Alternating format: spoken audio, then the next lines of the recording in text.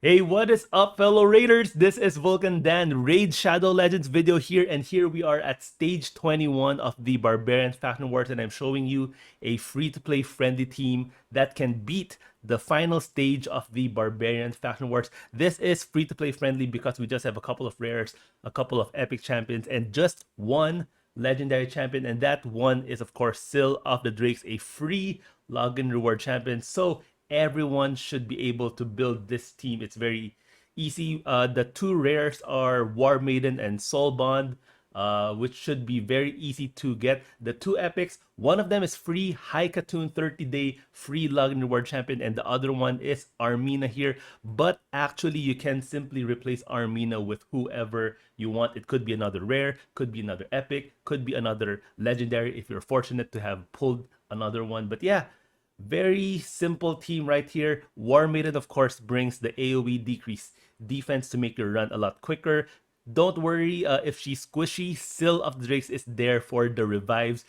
Every time she gets a turn, she will heal everyone by 10% of their HP. She also brings that AoE stun, and her A1 has a decreased speed and decreased turn meter. And of course, High Katoon makes everyone faster with that increased speed and increased turn meter.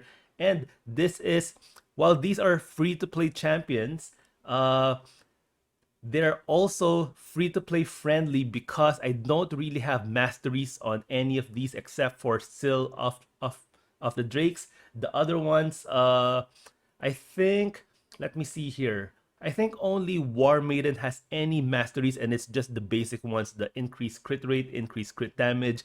Haikatun, Solban, and Armina, I believe, don't even have a single mastery with them. All of these are fully booked though. Except for Haikatun, I just booked her A2. You don't really need to book her A1 and A3. It's up to you if you have excess epic books, but it's not really a necessity. War Maiden would of course need books because you want to bring her AoE decreased defense down from a 4-turn cooldown to a 3-turn cooldown. And yeah, Soul Bond is here for her AoE A1. So if you put her in a stun set, will really help you a lot with the waves. Her A2 and A3 will do quick work against the boss with that ignore defense and decrease turn meter. So yeah, we do have a lot of turn meter manipulation here with Armina, Soul Bond, Haikatun, Syl. So I guess War Maiden is the only one that does not have that kind of skill. This boss is also not that difficult. You do get that random freeze every now and then from her passive. Has a 20% chance of placing that freeze whenever the boss is attacked. She only has two skills. I don't know if it's a he or a she, but yeah.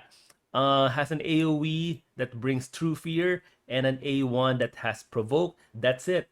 Not really a big threat as long as you can keep everyone alive with Syl of the Drakes. Later on, I will show you the gear that I have on these champions. Syl is on a Relentless set. Now, the Relentless set is great for most champions in this game, but of course, some champions will bring out the most from that set, and one of them is Syl. Every time she gets that extra turn, you proc her passive for heals and increased speed buff.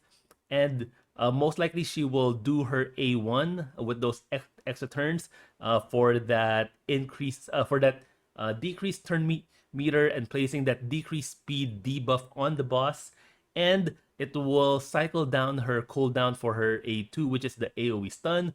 Plus, she does have that revive to make sure that everyone is alive for that 3-star in case you haven't 3-starred yet your stage 21 faction wars. All right, so yeah, let's fast forward this run to when the boss is down, and let's see what damage they did. All right, here we are, a little less than 6 minutes. It's not a speed run by any means, but still, anything that you can do to beat stage 21 as a free-to-play player is great. So of course, damage is pretty much balanced. Armina, War Maiden, Syl, and Soul Bond all dealing good damage. Of course, High Katoon is not a damage dealer. She's just there for the speed aura and the increased speed. So great job there. And of course, you can simply replace Armina here with any other epic champion or maybe a legendary champion that you may have. All right. Here we are with the champions, and let me show you the gear that they have on. Of course, Seal of the Drakes is in a relentless set. This is why you should really do well in those tournaments, get first, second, or third place to get relentless gear, because of course it is great. It's currently the only way for you to get relentless set in this game is to finish top in the tournaments. And yeah, of course, for Seal of the Drakes, you just need to build her with high defense. Attack does nothing on her, so you don't really need to worry about that. Some decent speed. She does benefit from crit rate and crit damage. I did not get her to 100%, but that's fine. She does need accuracy. One of the beginner mistakes is that they don't build their champions with enough accuracy, so the debuffs do not land. She does need accuracy in her skills. Her A1 places decreased speed, A2 places stuns. If you don't have accuracy, she will not land these debuffs on the enemy. And of course, these are her masteries. I place her in defense and support. I got her with this fearsome presence to increase the chance of placing a stun. So let's her stun is from her A2, has a 20%, but it goes up to 35% when booked. With the mastery, this goes up to 40%. Each hit has a 40% chance, so double that hit. Very, very good chance of stunning almost the entire team every single time she gets a chance to do this skill. And of course, the passive that I was talking about heals all allies by 10% of their max HP at the start of each turn. If she gets a relentless set proc, that becomes 20%, and then she will place 30% increased speed on another random ally for 2 turns. All right, this is why I really love this champion here. Let's go to the next one. Let's see. Yeah.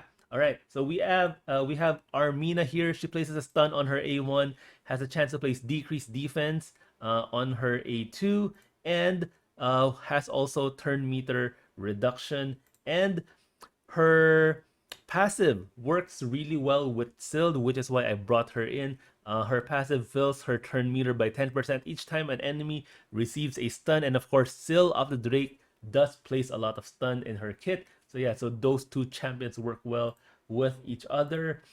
I just built her with a lot of attack, some speed, some decent crit rate and crit damage, and a lot of accuracy. Very similar to Sill, but of course, instead of defense, you want to build her with attack.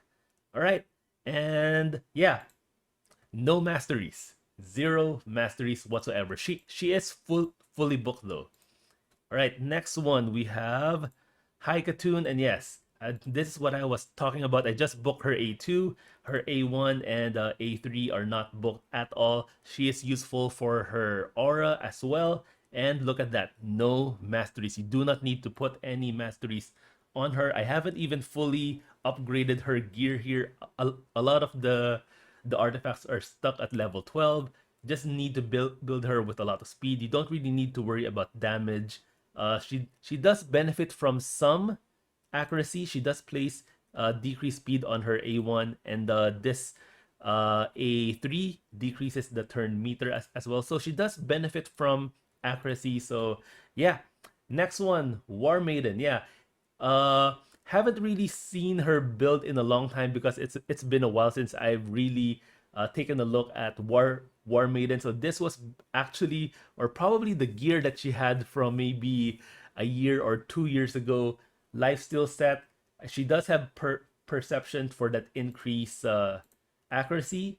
So yes, attack, decent speed, some crit rate, and accuracy as well. So all of these champions have very similar stats. And yeah, simply these masteries, tier 1 and tier 2 masteries is all you need. And the last champion, of course, is Soulbond. Again, no masteries.